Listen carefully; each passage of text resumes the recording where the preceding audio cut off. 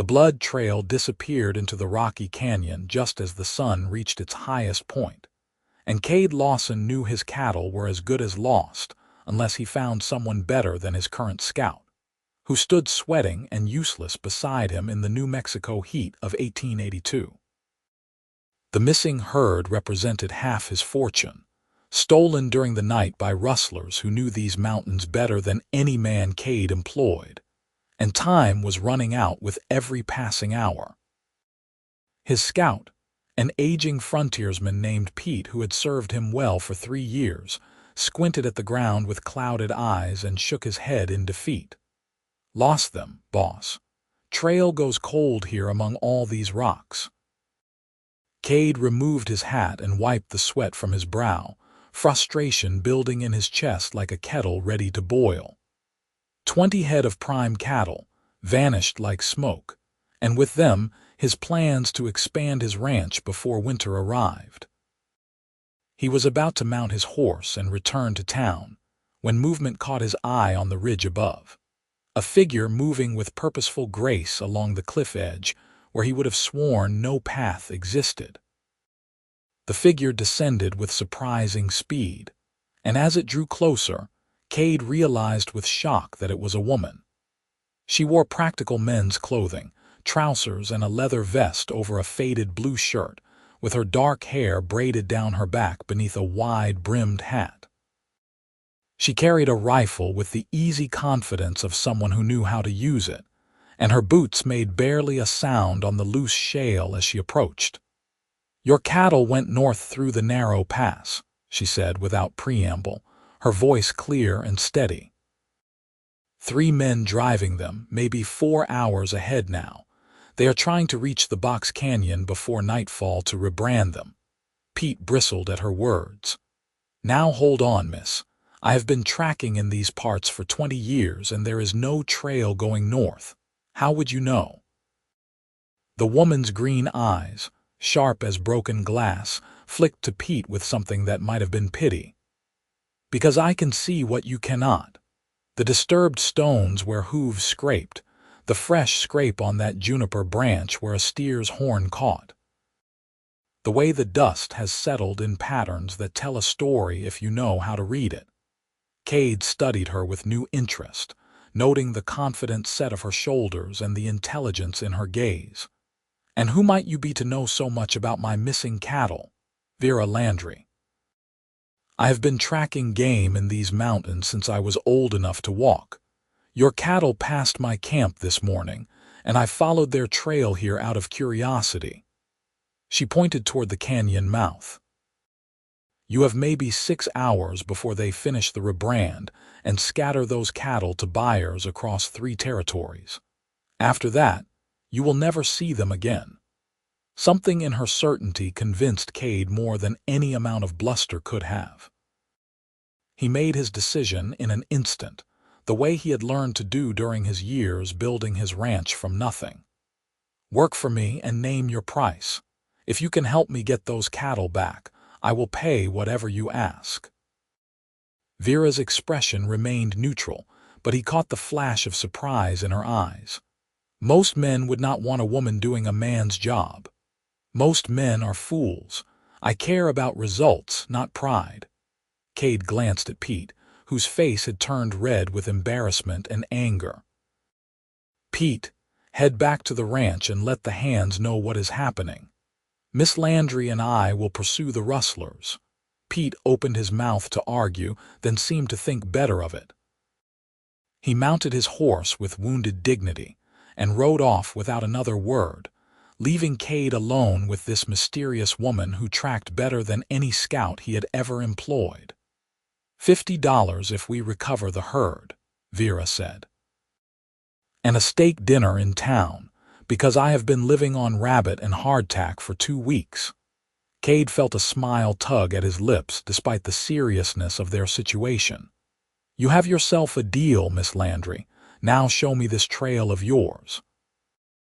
They rode hard through terrain that would have seemed impassable to most riders, following signs that Kade could barely see even when Vera pointed them out. She had an uncanny ability to read the land, noticing details that told entire stories. A broken twig here meant a rider had passed carrying extra weight. Disturbed pebbles there indicated cattle moving at a trot rather than their usual ambling pace. She moved through the wilderness like she was part of it, and Kade found himself watching her as much as the trail. "How did you learn to track like this?" he asked as they paused to water their horses at a small spring. Vera knelt to examine a hoofprint in the mud, running her fingers along its edge. "My father was a scout for the army before he settled in New Mexico. He taught me everything he knew before he died 5 years ago. After that, I made my living hunting and trapping, selling meat and furs to the mining camps." She looked up at him, and something vulnerable flickered across her face before disappearing. "Not many people approve of a woman living alone in the wilderness, but it is the only life I know." "Seems to me you are doing just fine," Kade said, meaning it. "Better than fine, in fact. You have skills most men would kill for." "Skills most men refuse to believe I have," Vera corrected, standing and dusting off her hands. "Your scout was ready to call me a liar back there. Pete is getting old and does not like being shown up.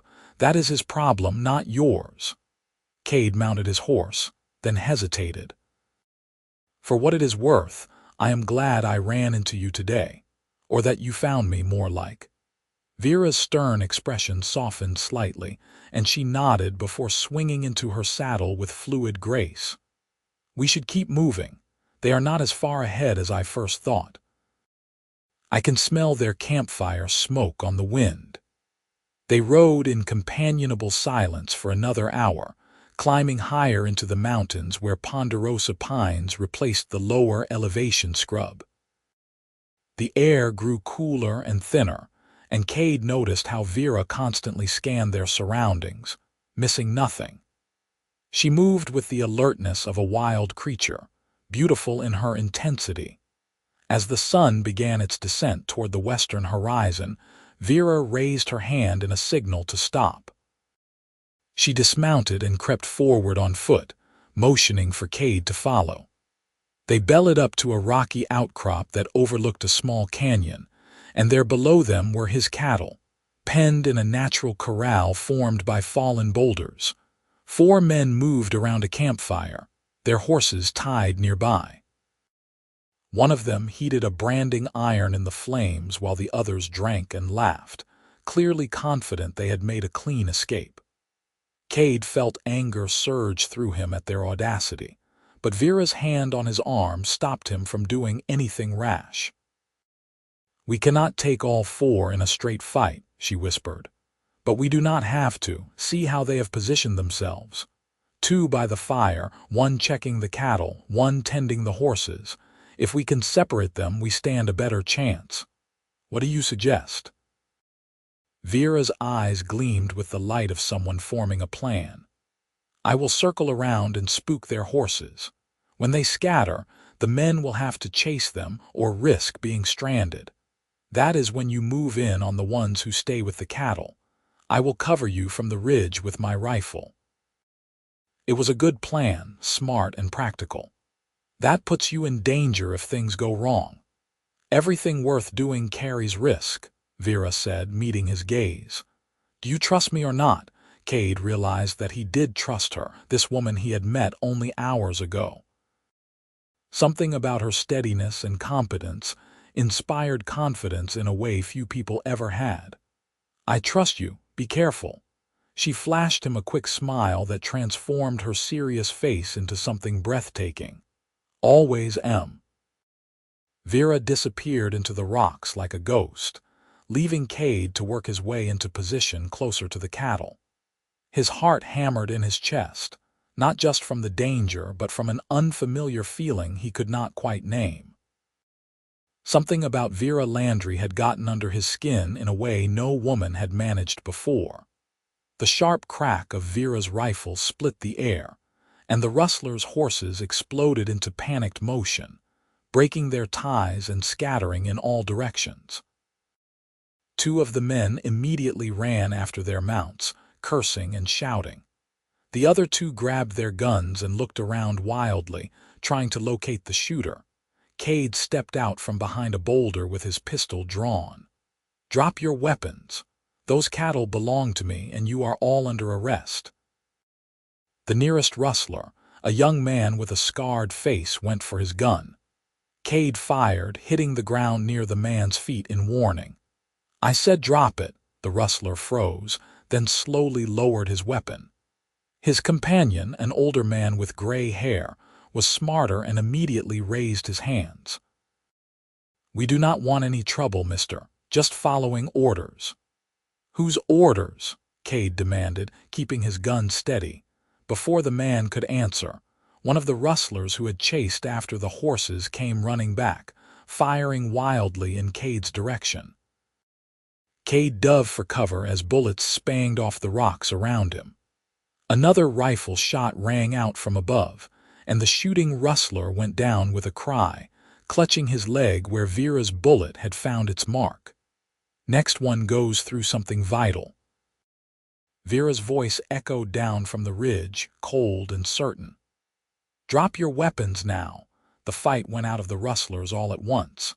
They threw down their guns and stood with their hands raised, looking utterly defeated. Kade kept them covered while Vera descended from her perch, rifle still at the ready. She moved among the men with calm efficiency, gathering their weapons and checking them for hidden knives. "There is rope in my saddlebag," she told Kade. "We should tie them up before they get any ideas about trying something stupid." They worked together to secure the rustlers, and Kade could not help but notice how natural it felt to have Vera as his partner. She anticipated his movements and he anticipated hers, like they had been working together for years instead of hours. By the time they had all 4 men bound and the wounded one's leg bandaged, the sun had nearly set. "We will camp here tonight and drive the cattle back at first light," Kade decided. "The rustlers can walk back tied to a lead rope." Vera nodded her agreement and began setting up a simple camp away from the rustlers' fire. Kade watched her work, noting the practiced economy of her movements. Everything she did served a purpose, with no wasted effort.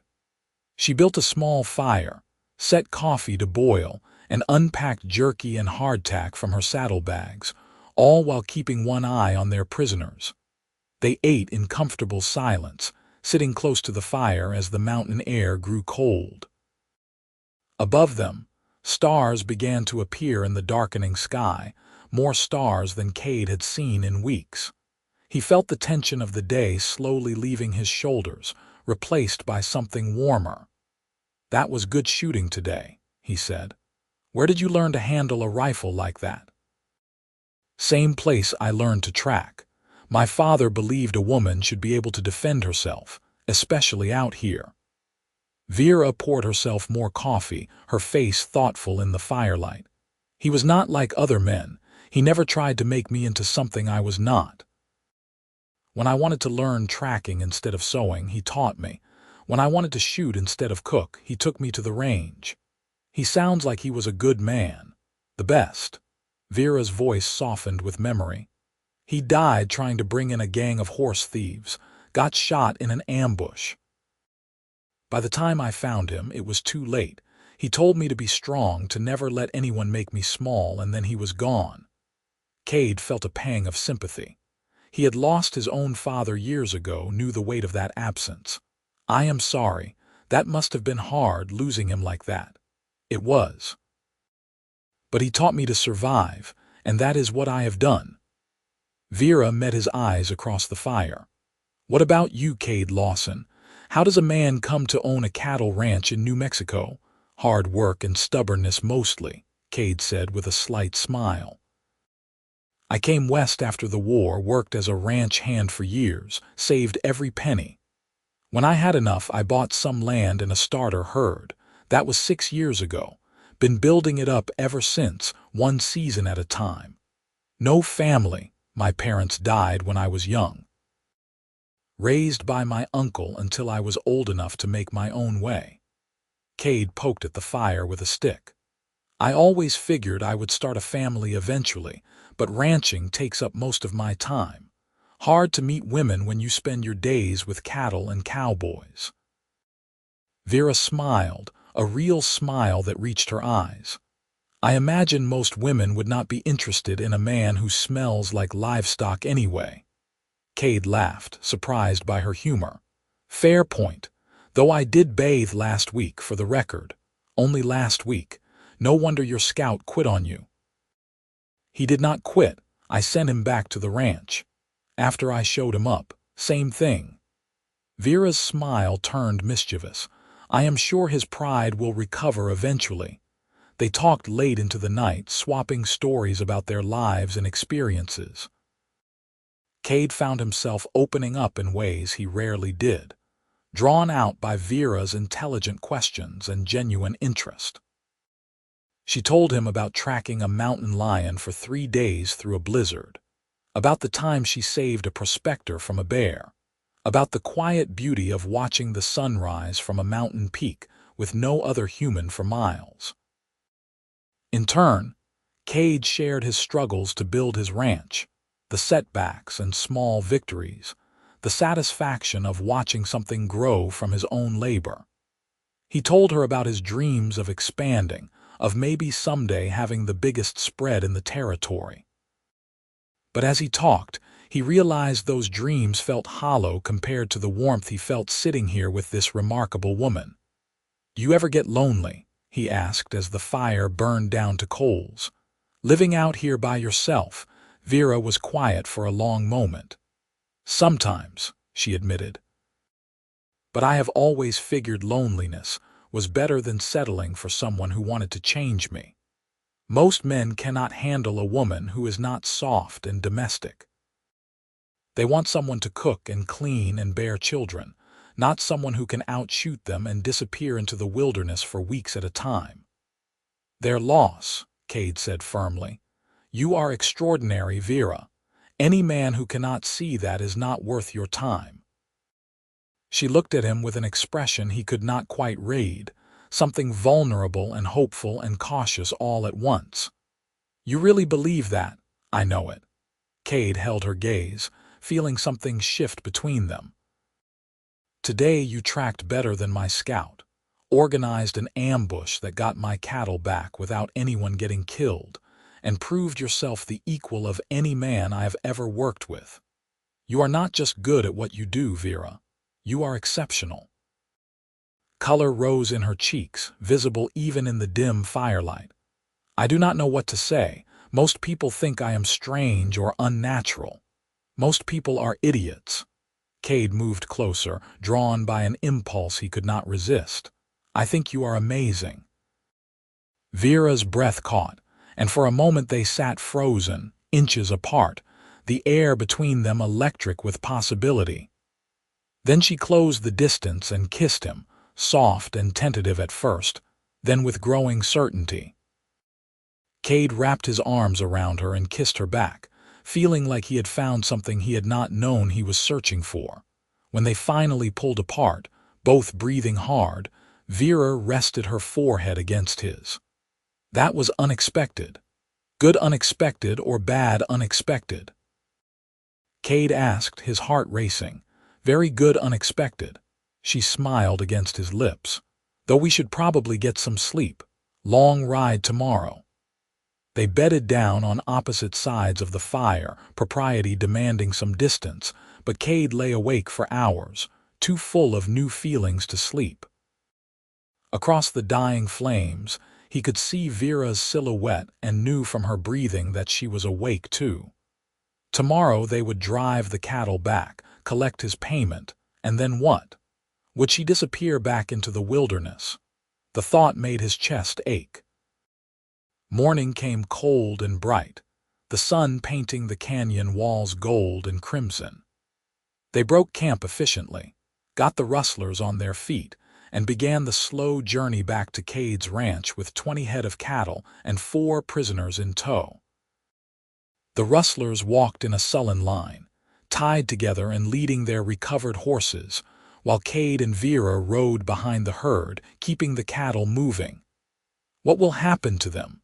Vera asked, nodding toward the prisoners. Turn them over to the sheriff in town. They will stand trial, probably spend a few years in territorial prison. Kade studied the men with distaste. They chose this path. Now they get to live with the consequences. The journey took most of the day, and by the time they reached Kade's ranch, the sun was setting again. His ranch hands came running when they spotted the returning herd, whooping and cheering. Pete stood near the barn, looking sheepish when he saw Vera riding beside Kade. "I owe you an apology, miss," Pete said as they dismounted. "You were right about the trail and I was wrong." That was some fine tracking. Vera accepted his words with grace. "No hard feelings. We all have off days." Kade got the cattle settled and the rustlers locked in a storage shed until he could transport them to town in the morning. Then he found Vera grooming her horse in the barn, and the sight of her there, surrounded by the golden light filtering through the boards, made his heart clench. "I owe you $50 and a steak dinner," he said. "That was the deal," Vera agreed, but her smile looked sad. "Though I suppose the dinner will have to wait until you get back from delivering those rustlers to the sheriff. Or you could come with me. Stay at the hotel in town, get a real bed and a hot bath." Kade moved closer, unable to help himself. "Maybe stay a few more days. I could use a good tracker on my payroll permanently." Vera stopped brushing and turned to face him. "Kade, I do not know if I can be what you need. I am not cut out for staying in one place, for being someone's employee or worse, someone's wife who is expected to give up everything she is." "I am not asking you to give up anything," Kade said urgently. "I am asking you to consider a partnership.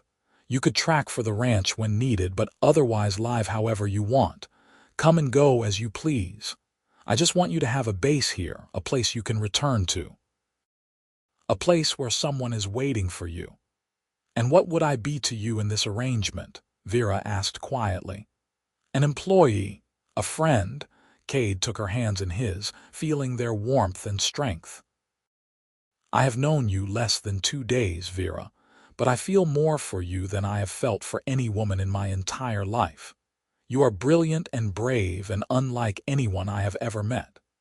I want to see where this could go between us, if you are willing to take that chance. No expectations, no demands that you be anything other than exactly who you are." Vera searched his face, and he could see her walls crumbling.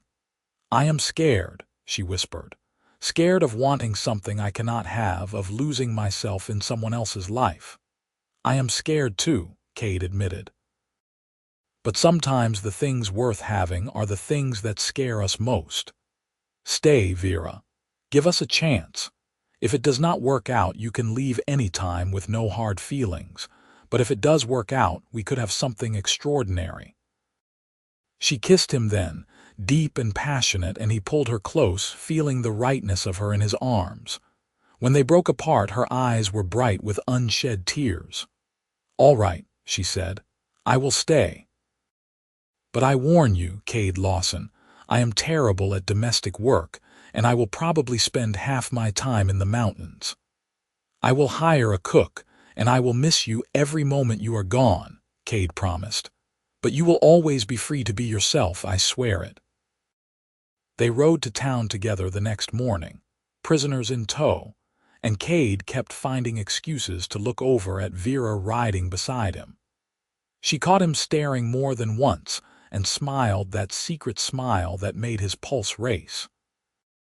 At the sheriff's office, they turned over the rustlers and gave their statements. The sheriff, a grizzled man named Buck Coleman, looked impressed when Kade explained how Vera had tracked the cattle and orchestrated their recovery. "Heard of you," Buck told Vera. "You brought in that elk last winter that fed the whole town during the blizzard.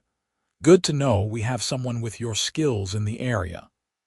They collected the reward money for the rustlers' capture, which Kade insisted on splitting with Vera despite her protests. Then he took her to the finest restaurant in town, a place called the Golden Spur that served the best steaks in 3 territories. Vera looked uncomfortable in the fancy dining room at first, clearly more at home in the wilderness than among white tablecloths and crystal glasses, but she relaxed as the meal progressed. "I cannot remember the last time someone took me to dinner," she confessed over dessert. "This is nice." "Strange, but nice. You deserve to be treated well," Kade said. "I know you are used to taking care of yourself, but there is no shame in letting someone else do something nice for you once in a while. I am learning that." Vera reached across the table and took his hand. "Thank you, Kade, for seeing me as I am instead of trying to make me into something else." They got 2 rooms at the hotel that night, propriety still demanding some discretion. But Kade knocked on Vera's door after an hour of lying awake, unable to stop thinking about her. She answered wearing a nightdress borrowed from the hotel, her long dark hair loose around her shoulders, and she looked so beautiful it hurt. "Could not sleep?" she asked with a knowing smile. "Kept thinking about you." Kade stepped into her room, closing the door behind him. "Wondering if you were real or if I imagined this whole thing." "I am real." Vera moved into his arms, and they kissed with the pent-up longing of 2 people who had been holding back. "And I want this, Kade. I want you." They made love slowly, tenderly, learning each other's bodies with reverent touches and whispered words. Afterward, lying tangled together in the narrow hotel bed, Kade felt a peace he had never known before. Vera fit against him perfectly, her head on his chest, her breath warm on his skin. "I think I am falling in love with you," he murmured into her hair. Vera lifted her head to look at him, her green eyes serious. "I think I have already fallen. That terrifies me." "It terrifies me too, but maybe that is how you know it is real." Kade cupped her face in his hands. "I will spend every day proving you can trust me with your heart, Vera. I promise you that." "I believe you," she whispered, and kissed him again. They returned to the ranch 2 days later, and Vera gradually settled into her new life with a mixture of hesitance and growing confidence. True to his word, Kade never tried to change her or limit her freedom. When she needed to spend a week tracking game in the mountains, he kissed her goodbye and welcomed her home with open arms. When she wanted to teach him tracking techniques, he listened and learned with genuine interest. When she admitted she had no idea how to cook a proper meal, he hired a woman from town and never made her feel inadequate. In return, Vera helped make the ranch more successful than it had ever been. Her tracking skills proved invaluable for locating strayed cattle, identifying the best grazing areas, and spotting problems before they became disasters. The ranch hands grew to respect her, and even Pete admitted that having her around made his job easier. But more than her practical contributions, Vera brought joy and passion into Kade's life. She challenged him intellectually, made him laugh, and loved him with a fierceness that took his breath away. 6 months after they met, on a clear spring morning with wildflowers blooming across the meadows, Kade asked her to marry him. They were sitting on a ridge overlooking the ranch, sharing a picnic lunch that Kade had packed himself. He pulled out a simple gold ring he had commissioned from the town jeweler, a band engraved with tiny animal tracks circling the metal. "Marry me, Vera. Be my wife and my partner in everything. I promise I will never cage you or try to make you into something you are not. I just want to spend my life loving you and building something beautiful together." Vera took the ring with shaking hands, tears streaming down her face. "Yes. God, yes, Kade. I never thought I could have this, have someone who accepts all of me. But you do, and I love you so much it scares me." "I love you too. More than I knew it was possible to love anyone." Kade slipped the ring onto her finger and kissed her, tasting salt from her tears and sweetness from the wild strawberries they had been eating. They married a month later in a simple ceremony in town, with the ranch hands and a few friends in attendance. Vera wore a practical dress in forest green that brought out her eyes, and she carried wildflowers instead of a formal bouquet. Kade wore his best suit and could not stop smiling, even when Pete teased him for being sentimental. The first year of marriage had its challenges as they learned to navigate sharing a life, but their foundation of mutual respect and genuine affection carried them through the rough patches. Vera struggled sometimes with feeling trapped by domestic expectations, but Kade always reminded her that she was free to be herself. When she needed space, he gave it. When she needed reassurance that he still loved her wildness, he provided it. In turn, Vera learned to open up about her fears and vulnerabilities instead of running from them. She discovered that depending on someone did not make her weak, and that accepting help was not the same as giving up control. Kade taught her that love did not have to be suffocating, that the right person would celebrate her strength instead of feeling threatened by it. 2 years into their marriage, Vera discovered she was pregnant. The news filled her with a confusing mix of joy and terror. She found Kade in the barn and pulled him aside, her hands trembling as she told him, "I am going to have a baby, your baby, our baby." She searched his face anxiously. "Are you happy about this?" Kade let out a whoop of joy and swept her into his arms, spinning her around until she laughed and begged him to stop. "Happy? Vera, I am thrilled. We are going to be parents."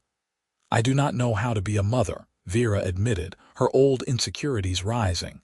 "I barely know how to be a wife." "What if I am terrible at this?" "You will be an amazing mother because you are an amazing woman," Kade said firmly. "Our child is going to be so lucky to have you. You will teach them to be strong and independent and true to themselves. What more could any kid need?" The pregnancy was difficult. Vera chafed at the physical limitations and hated feeling weak and ungainly. But Kade was patient and supportive, rubbing her aching back and holding her hair when morning sickness struck. He told her she was beautiful even when she felt like a beached whale, and he meant it. Their son was born on a stormy October night in 1884, howling his way into the world with fierce determination. They named him Thomas, after Vera's father, and the moment Kade saw his wife holding their newborn son, he fell in love all over again. Vera looked exhausted and radiant, gazing at Thomas with wonder and fierce protectiveness. "He is perfect," she whispered. "Look at him, Kade. We made this perfect little human. You made him. I just helped a little." Kade kissed her forehead, overcome with emotion. "You are incredible, you know that? Absolutely incredible." Vera proved to be a devoted if unconventional mother. She carried Thomas in a sling while doing ranch work, and as he grew, she taught him the same skills her father had taught her. By the time he was 5, Thomas could identify animal tracks and knew the names of every plant in the mountains. He adored both his parents and grew up confident in their love. 3 years after Thomas was born, Vera had twin daughters, Emma and Sarah, who inherited their mother's green eyes and their father's steady temperament. The ranch house that had once felt too large became filled with the noise and chaos of children, and Kade could not imagine being happier. Vera never stopped tracking or spending time in the wilderness, but she balanced it with her family responsibilities in ways that worked for all of them. Sometimes she took the children with her on shorter expeditions, teaching them to read the land and respect nature. Other times, Kade watched them while she took off alone for a few days, returning refreshed and ready to rejoin the family. "Does it bother you that I still need that time alone?" she asked him once, worried that her independence meant she was failing as a wife and mother. "Never," Kade assured her. "You need the wilderness like you need air. I would never want you to suffocate for my sake or the children's. Besides, you always come back to us, and that is what matters." The years passed with the comfortable rhythm of a well-lived life. The ranch prospered, growing into one of the most successful operations in New Mexico. Vera's reputation as a tracker spread, and she occasionally took jobs helping the sheriff or other ranchers, always with Kade's full support. Together they built a life that honored both tradition and independence, proving that love did not require sacrifice of self. On their 10th anniversary, Kade surprised Vera by taking her back to the canyon where they had first kissed. They left the children with Pete, who had become a beloved honorary grandfather, and rode out alone into the mountains. The canyon looked much the same, though the memories it held had deepened with time. "You remember that night?" Kade asked, pulling Vera close as they stood watching the sunset paint the rocks gold and crimson. "I remember thinking you were either crazy or wonderful for kissing me after knowing me less than a day," Vera said with a smile. "I still have not decided which. Maybe both." Kade turned her in his arms so he could look into her eyes. "Thank you for taking a chance on me all those years ago. Thank you for staying when you could have run. Thank you for building this life with me." "Thank you for never trying to cage me," Vera replied, her voice thick with emotion. "For loving me exactly as I am. For being the partner I never thought I could have." They kissed as the sun dipped below the horizon, two people who had found in each other something rare and precious. The Wild West was changing, slowly becoming more civilized with each passing year, but here in this canyon they were timeless, bound by a love that had been forged in freedom and strengthened through mutual respect. Years later, when their children were grown and starting families of their own, Kade and Vera still rode into the mountains together. They were older now, their hair touched with gray, but the connection between them remained as strong as ever. Thomas had taken over much of the ranch management, showing the same steady competence his father had possessed. Emma had become a teacher, while Sarah had followed her mother's footsteps and worked as a guide for wealthy Eastern tourists who wanted to experience the West. "We did good, did we not?" Vera said one evening as they sat on the porch watching the sunset, their grandchildren playing in the yard. "Better than good. We did extraordinary." Kade took her hand, still wearing the ring with the tiny animal tracks. "You know what the best part is?